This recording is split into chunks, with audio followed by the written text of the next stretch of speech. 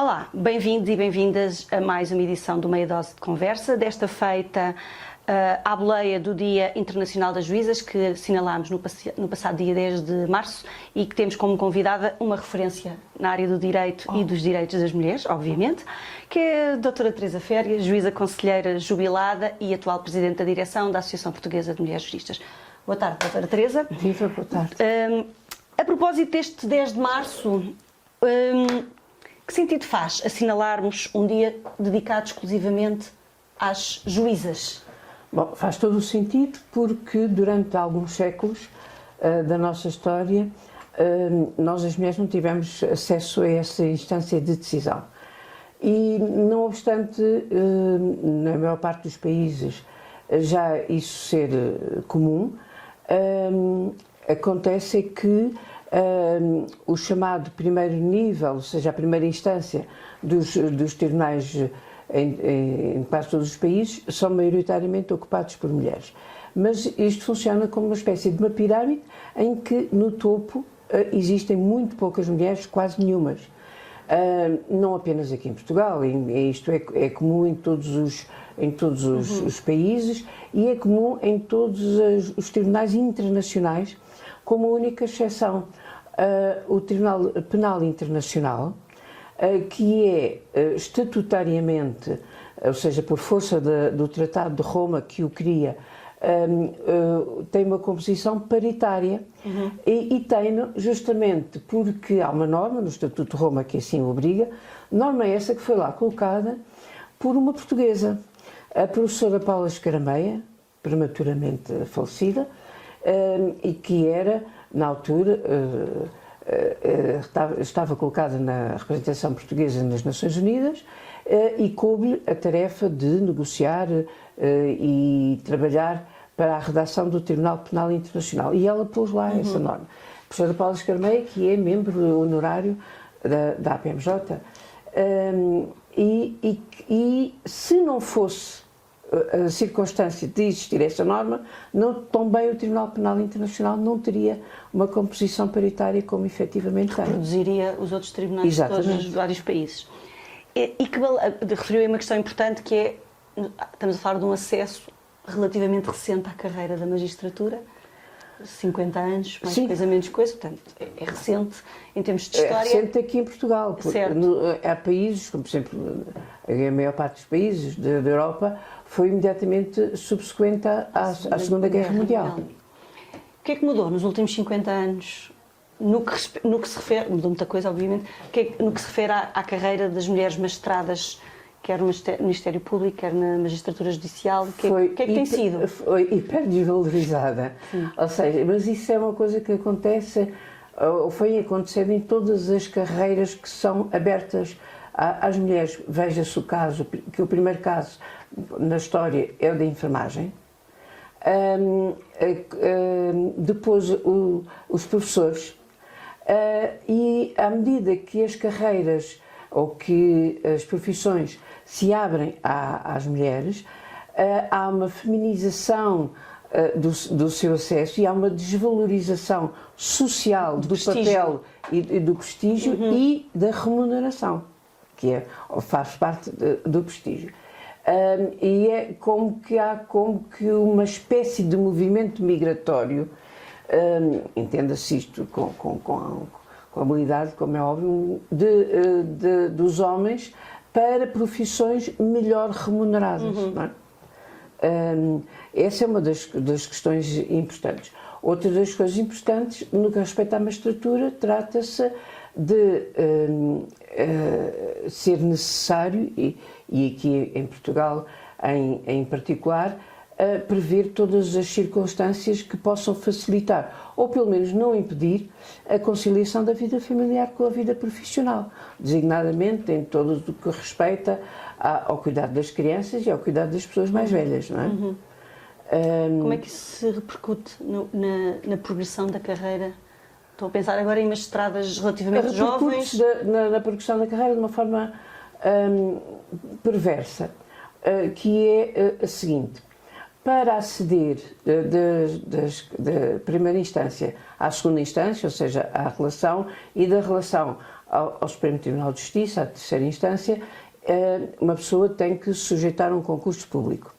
Nesse concurso público é bastante valorizado, ainda que ultimamente se tenha procurado mitigar isso, mas é bastante valorizado o trabalho desenvolvido fora dos tribunais, ou seja, qualificação profissional em termos de mestrados, doutoramentos, frequência de N cursos. Mas para frequentar os cursos é preciso tempo. Certo. Para ter tempo em desempenhar as funções próprias da profissão e investir tempo em um mestrado ou num doutoramento, é preciso ter condições para isso. É preciso, em bom rigor, ou não ter crianças, ou ter quem cuide das crianças. Não é? Sobretudo se o casal for composto por em que ambos estejam na magistratura. Não é? E, portanto, o que aconteceu foi que passou a haver como direi, uma espécie de barreira, mesmo uma barreira, e as progressões, o acesso às relações e ao Supremo Tribunal passaram a contemplar muito mais os homens do que as mulheres. E isso vem na linha do que dizia há pouco, que é o tal afunilamento, não é? Justamente. Na base temos muitas mulheres a entrar para o SES, para fazer acesso. Temos muitas mulheres nas faculdades de Direito. Exatamente. Temos muitas mulheres no SES, temos muitas mulheres na primeira instância. Depois afunila por aí Exatamente. cima, à semelhança de outras profissões. Exatamente. Quando fomos para a medicina, etc., quando vamos para diretores de serviço, etc., são os homens que lá estão predominantemente. Mas é diferente hoje ser magistrada em 2025 do que era imediatamente após 74? Obviamente que é diferente, em primeiro lugar, porque existem muito mais mulheres e, portanto, existe um sentimento de sororidade, de pertença, de à vontade, se quiser, porque não sou a única aqui no meio mundo, sim, exatamente. No mundo de masculinidade. Em segundo lugar, porque ao longo dos anos as pessoas foram impondo justamente impondo na prática e impondo na lei o respeito pelos direitos sociais ligados à parentalidade. E tudo isso traz modificações e obviamente, torna menos difícil o exercício da profissão. E agora passar um bocadinho, um dos crimes mais mediatizados tem a ver com as questões da violência doméstica e outros crimes relacionados com a violência de género, e tem escrito sobre isso e queria partilhasse aqui um pouco connosco de que forma é que os mitos e os preconceitos homens e mulheres têm, magistrados e magistradas têm, podem ou afetam a tomada de decisão, e onde é que encontramos esses mitos e esses preconceitos? Encontramos em todo o lado, todos nós temos preconceitos, e a primeira coisa que qualquer pessoa tem de fazer é ter consciência desses preconceitos, porque aqui há uma série de anos, ainda no século passado, nos anos 90, foi feito um inquérito na magistratura italiana relativamente a estas questões. E o resultado do inquérito foi muito interessante, porque a primeira conclusão do inquérito era que a magistratura italiana, e portanto na Itália a magistratura judicial e o Ministério Público faz parte do mesmo corpo, tinha o preconceito que não tinha preconceitos. E esse é o primeiro e mais gravoso preconceito de todos, porque a primeira questão é nós termos consciência de que podemos ter preconceitos e que naquela situação concreta podemos estar a ter preconceitos e, portanto, termos uma atitude crítica relativamente ao pensamento. Porque todos nós fazemos parte da sociedade e não somos ilhas e, portanto, obviamente que refletimos, consciente ou inconscientemente, esses mesmos preconceitos, ideias, mitos, o que quer que seja. Há crimes que, pela sua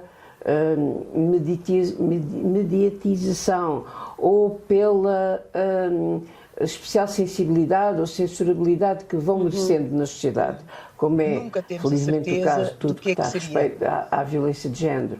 Veja-se o caso destas miúdas de Lourdes. Sim, desta semana.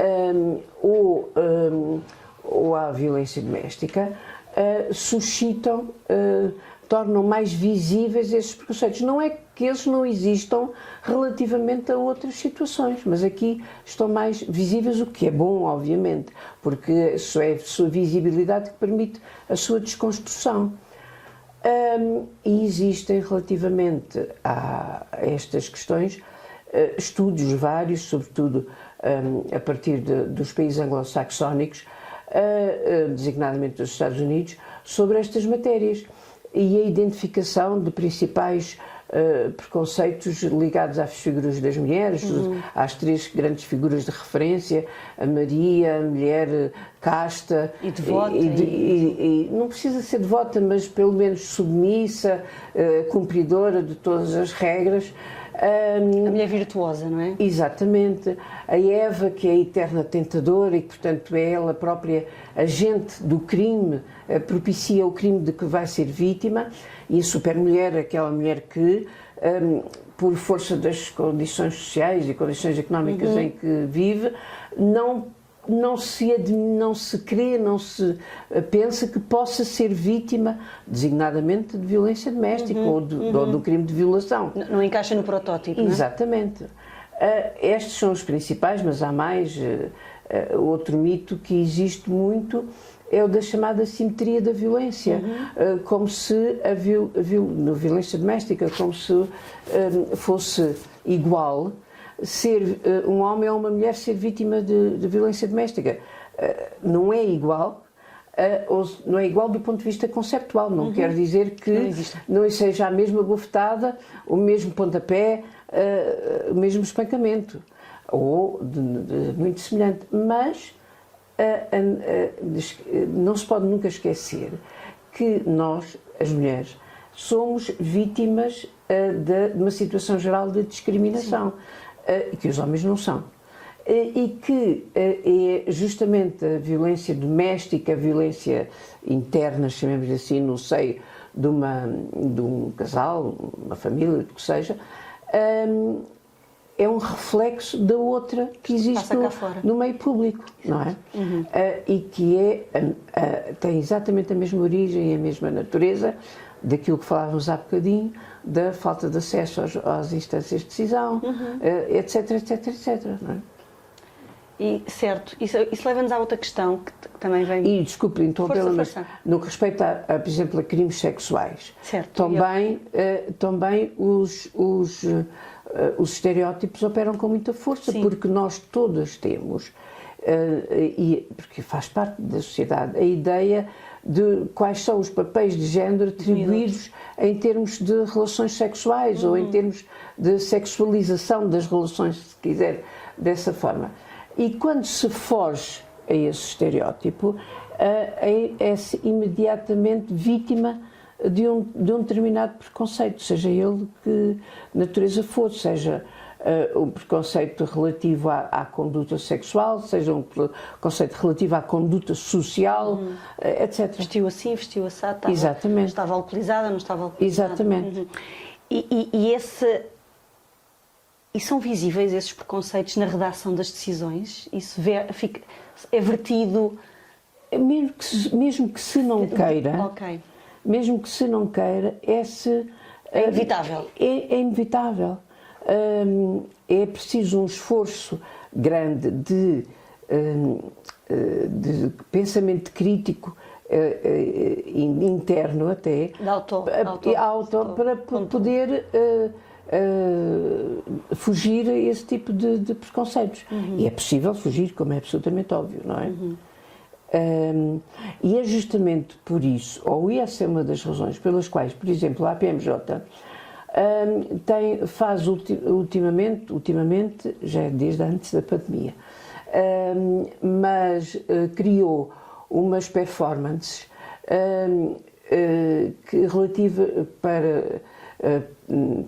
dirigida ao público mais jovem, portanto, a rapazes e raparigas das escolas secundárias, dos últimos anos das escolas secundárias e das faculdades, em que faz uma simulação de um julgamento de crime, seja numa situação de violência doméstica, seja numa situação de violação, são duas performances, uma chama-se Hoje Não e a outra chama-se Não Sou Tua, em que, através de uma história, de uma relação entre um rapaz e uma rapariga, em que num caso desemboca num crime de violação, no outro caso desemboca naquilo que vulgarmente se chama violência no namoro, em que fazemos depois a simulação de uma audiência de julgamento, e em que são os rapazes e as raparigas de uma qualquer escola, fazemos isso em colaboração com as direções das escolas, os professores e as professoras,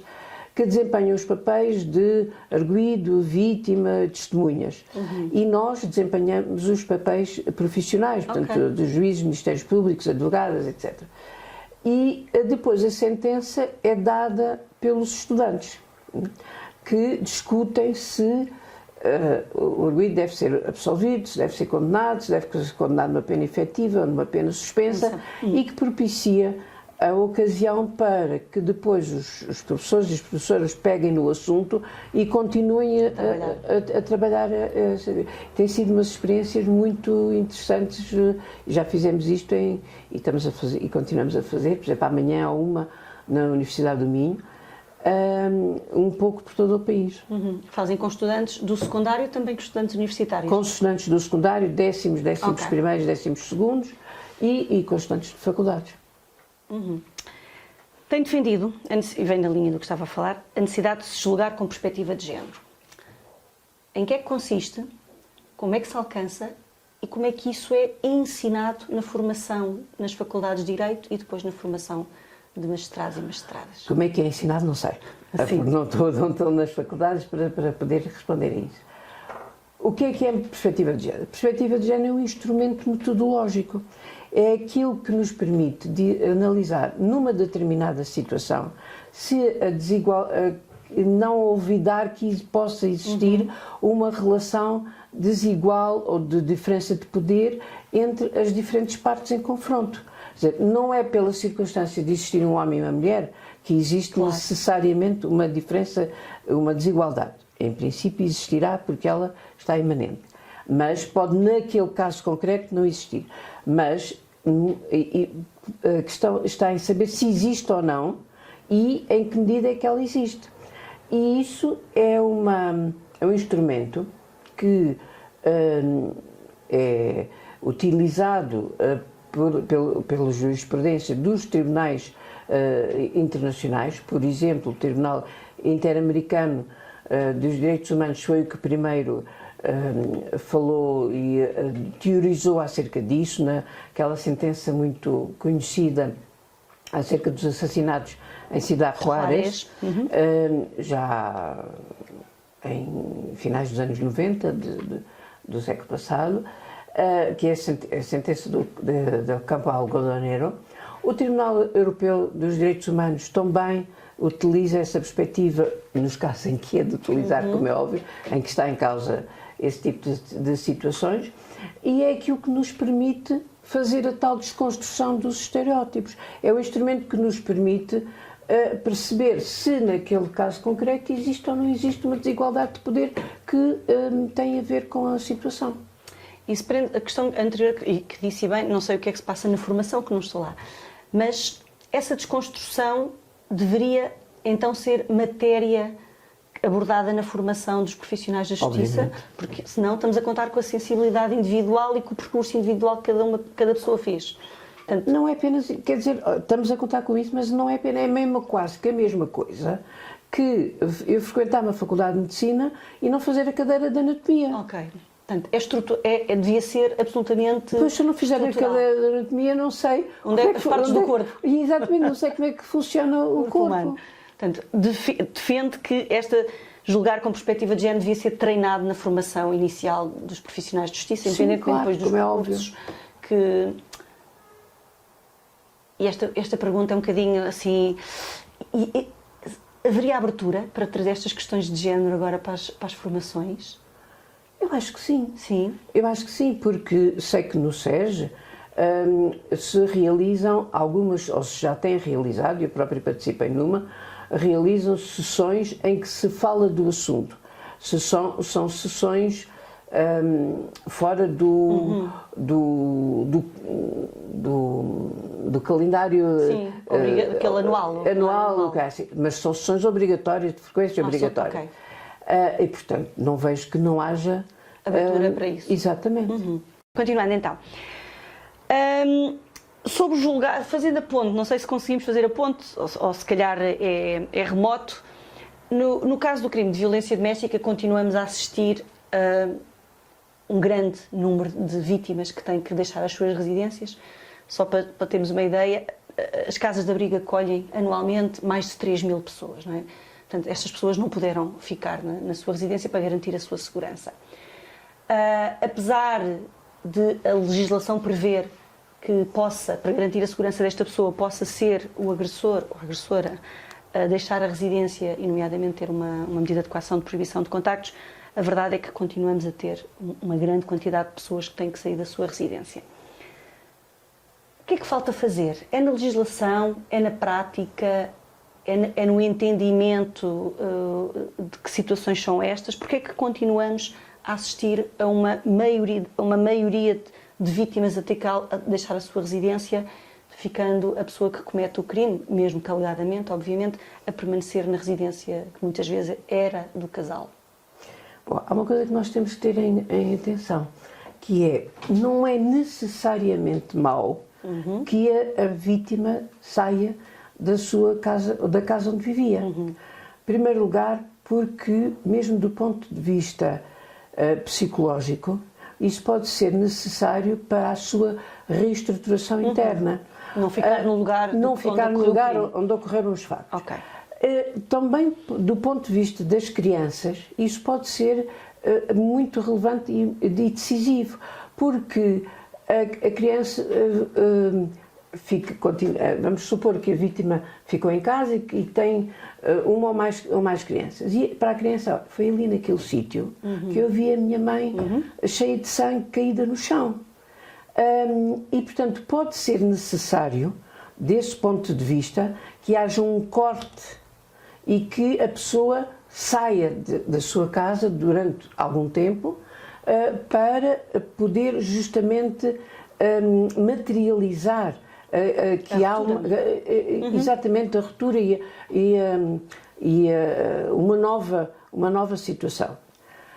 Esse é um aspecto muito importante. Nada existe na lei que obrigue, seja o que for, que obriga que a vítima saia ou que a vítima fique. Claro. Nem pode obrigar. A única coisa, porque a lei dispõe apenas como uma medida de coação relativamente ao agressor. Depois, a lei também prevê medidas de proteção relativamente à vítima. E essa pode ser uma forma de proteger a vítima, justamente. Agora, há outras coisas que podem ser feitas e que estão inscritas na Convenção de Istambul e que, portanto, Portugal tem a obrigação institucional de o fazer e ainda não o fez. Que é, por exemplo, medidas administrativas de medidas cautelares de polícia, de natureza administrativa, não é? Que há uma ocorrência qualquer que ela seja, e a polícia pode e deve, do ponto de vista da Convenção de Istambul, e eu defendo que assim seja, e que exista uma medida cautelar de polícia no sentido de prevenir a continuação do crime, chega lá, pega no senhor e leva-o para o outro lado. Não é? E depois, obviamente, esse pega no senhor e leva-o para o outro lado tem que ser ratificado, apreciado judicialmente. Mas há ali um ato imediato que pode e deve ser feito pela polícia. Não é? Assim como a Convenção de Istambul tem uma série de outras disposições em matéria de prevenção que em Portugal se subia calmamente para o lado e ninguém ainda fez rigorosamente nada, designadamente em matéria de, por exemplo, reparação de danos, e não estou a falar de indemnização pela prática de um crime. Estou a falar, por exemplo, vamos supor que há um casal, que o casal tem um empréstimo bancário, que as contas, e paga naturalmente as contas de luz, água, internet, o que seja, e isso vai cair numa conta bancária do homem e do casal. Ou numa conta bancária conjunta do casal, vamos supor. E que há uma ruptura da relação e há uma de facto, não é? E a senhora até vai para uma casa-abrigo, alguns por aí adiante. Sim. Mas depois, quem é que paga a conta da água e da luz? O empréstimo bancário... Temos situações dessas todas as semanas. Pronto, o empréstimo bancário, vamos supor que caía numa conta conjunta e que o homem do casal chegou à conta conjunta e a limpou. Sim. E depois como é que é? Isso são casos reais. Exatamente. E depois essa pessoa sai da casa de abrigo, regressa e tem um problema de dívida grande ao banco. Exatamente. E isso era. Como é que isso... E está na Convenção de Istambul. É fácil de fazer. Por exemplo, tanto quanto seja do meu conhecimento, em França existem estes mecanismos. Basta aquilo que em direito se chama uma providência cautelar, um mecanismo de natureza civil, simples, para mudar a titularidade do contrato, para dizer ao banco agora não é ali, agora é aqui. Para dizer este senhor passou-se isto ou passou-se aquilo outro. São medidas simples e que bastava implementá-las, bastava criá-las. Deixe-me ainda voltar à questão da residência, que muitas vezes a residência é do casal, é de duas pessoas, quer porque têm empréstimo bancário, quer porque são titulares do contrato de arrendamento. E percebendo essa questão de que pode ser importante a saída do local onde ocorreram os factos, mas como é que fica salvaguardado também o direito à propriedade daquela pessoa que sai? Porque uma vez saindo, como é que fica? Mas sair não tem nada a ver com a propriedade. Eu posso ter uma casa em não sei onde, em Guimarães ou em Algueirão, e não estou lá. Portanto, a propriedade não tem a ver com a ocupação. Aqui era mais até uma questão simbólica, que é eu é que saio da casa que é dos dois, eu que sou vítima de um crime é que tenho que sair. Mas a casa continua a ser minha. Não é pelo facto de eu sair. Mas quando é que eu posso regressar? Mas isso não tem a ver com a propriedade da casa. Tem a ver com a segurança. Tem a ver com a segurança, justamente. Eu posso regressar quando eu estiver segura. Quando eu não tiver qualquer problema, ameaça à minha vida, integridade física, psíquica, etc., em estar ali. E isso não tem a ver com a relação de propriedade, tem a ver com a prática do crime, com a continuação da atividade criminosa. Certo. Como é que isso pode materializar? Ou seja, quando é que eu posso ter uma pessoa que pode regressar em segurança à sua casa? O que é que tem que acontecer? Depende dos casos concretos, como é absolutamente óbvio, não é? Não se pode dar nenhuma resposta standard. Exatamente, porque vai depender do caso concreto. Naquele caso concreto pode regressar quando o indivíduo até imigrou, pronto. Pode regressar porque o indivíduo foi-lhe aplicada uma medida de coação segura que garante que ele não está ali no espaço. Exatamente, que portanto vai depender do caso concreto. E mesmo, por exemplo, imigrou, mas a qualquer momento pode voltar, pode voltar, não é? Para terminar, que balanço faz, enquanto Presidente da Direção da Associação Portuguesa de Mulheres Juristas, destes anos, de uma associação que foi fundada no final dos anos 80, onde é que a APMJ tem deixado a sua marca, designadamente em questões de alterações legislativas? Sei que há muito trabalho nessa matéria. Tem deixado a sua marca fundamentalmente nessa área, das alterações legislativas, tem deixado a sua marca no debate, na discussão,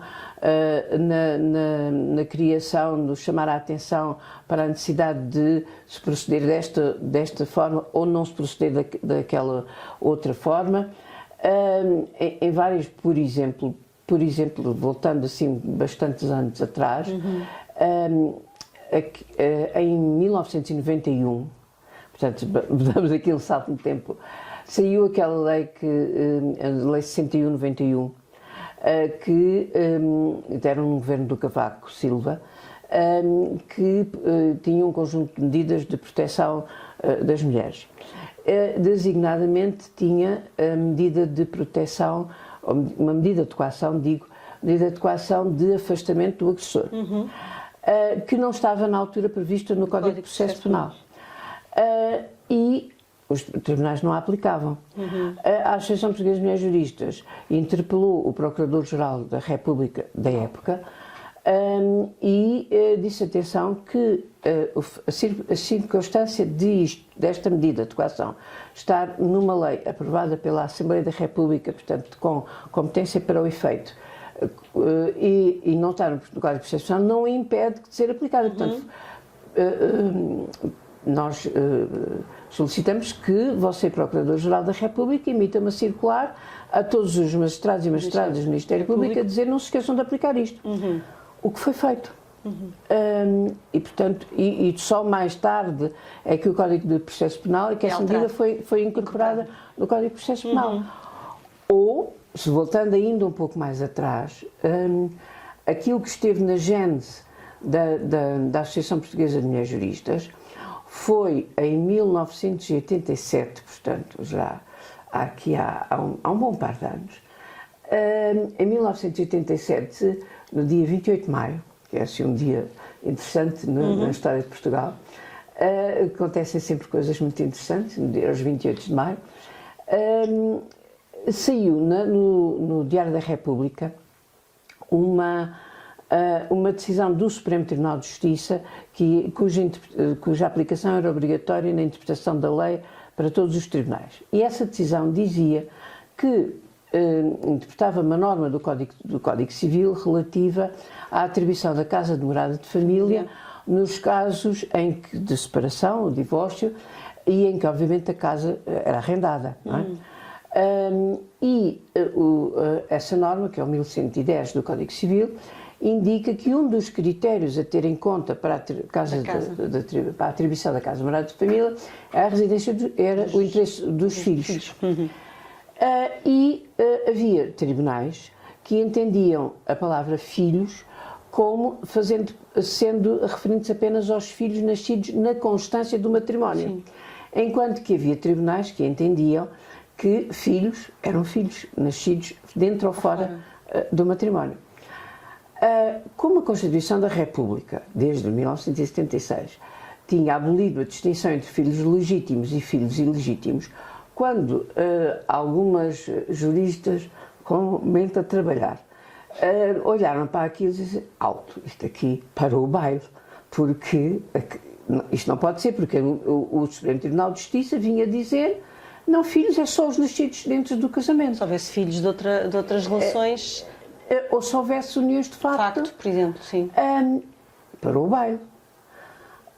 E, portanto, parou o baile, parou a música, e nós escrevemos uma exposição a demonstrar a inconstitucionalidade daquela decisão do Supremo Tribunal de Justiça, por referência, obviamente, ao artigo 36 da Constituição da República. E entregámos aquilo a uma das duas instâncias que pode acionar o Tribunal Constitucional, que é o Provedor de Justiça ou o Procurador-Geral da República, e na altura entendeu-se entregar ao Provedor de Justiça, que era o Dr. Ângelo de Almeida Ribeiro. O Provedor de Justiça, portanto, explicando porque é que aquilo é inconstitucional e requerendo que ele apresentasse aquilo ao Tribunal Constitucional, o que o senhor fez. E o Tribunal Constitucional veio a declarar que, efetivamente, aquela norma era inconstitucional e revogou-a. E, portanto, isto foi a gênese, foi neste processo de redação, de entrega, de discussão e tudo mais, que nasceu a ideia de que era necessário criar uma associação de juristas, de mulheres juristas, para defender este tipo de direitos e interesses. Não é? Portanto, a Associação Portuguesa de Mulheres Juristas não nasce por uma razão de defesa de interesses sociais profissionais, não é? Porque para isso existem outras associações, mas para promoção, defesa dos direitos humanos das mulheres. E, ao fazê-lo, nós fizemos funcionar os mecanismos do Estado. Ou seja, provámos através dessa forma que o Estado tem mecanismos de autocontrole e de regulação e, portanto, que é possível fazê-los funcionar e repor a legalidade, não é? E quando o fizemos, portanto, isto foi em 1987, 88, portanto, aquilo sai em 87 e depois é entregue final de 87, não me recordo exatamente já da data. A decisão do Constitucional vem mais tarde. Éramos todas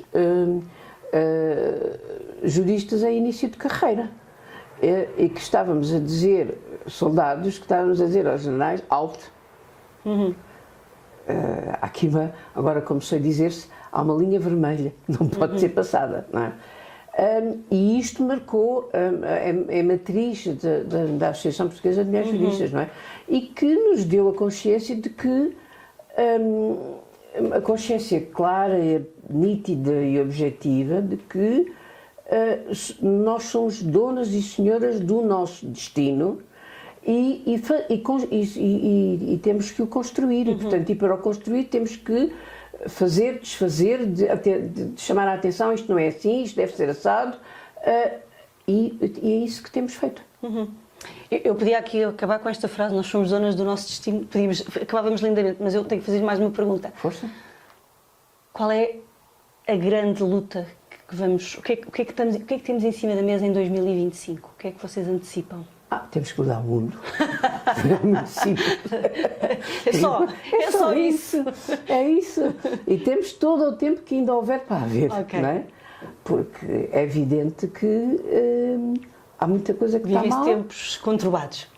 Vivem-se tempos conturbados, desde alguns milénios atrás, mas isto tem que ser mudado e, portanto, é aquilo que temos que continuar a fazer. Desde as coisas mais simples, como seja a paridade, designadamente agora vai haver eleições legislativas e autárquicas. Vamos ver. E uma das coisas que a Associação Portuguesa de Mulheres Juristas fez agora a semana passada foi justamente dirigir uma carta aos partidos políticos a dizer... Lembrete. Exatamente. Sim. Não se esqueçam que existe uma lei da paridade e que é preciso que as listas eleitorais sejam paritárias. São coisas, com todas as aspas, relativamente simples, aquelas coisas mais complicadas. De estrutura. De estrutura, como seja, esta da paridade também é de estrutura, como seja mudar o sistema económico que faz com que existam guerras, exista fome, exista desigualdade. Obrigada.